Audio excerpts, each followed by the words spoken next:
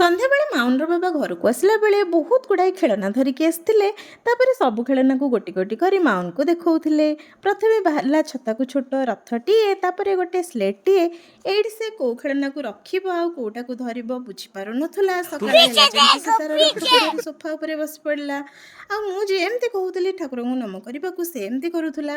ଆଉ ମୋତେ ତାର ଭିଡ଼ିଓ କରିବା ପାଇଁ ପୁରାପୁରି ସହଯୋଗ କରିଥିଲା।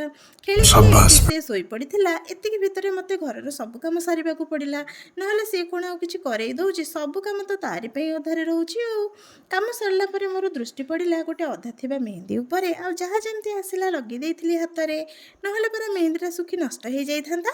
ମେହେନ୍ଦିଟି କେମିତି ହେଇଛି କମେଣ୍ଟ ମାଧ୍ୟମରେ ନିଶ୍ଚୟ ଜଣାଇବେ। ବାହାରେ ଆସିକି ଦେଖିଲି ବର୍ଷାଟା ଜମାରୁ କମିବାର ନାଁ ନେଉନି। ଆମ ଲୁଗାପଟା ସବୁ ସେମିତି ପଡ଼ିଛି, ଜମାରୁ ଶୁଖୁନି।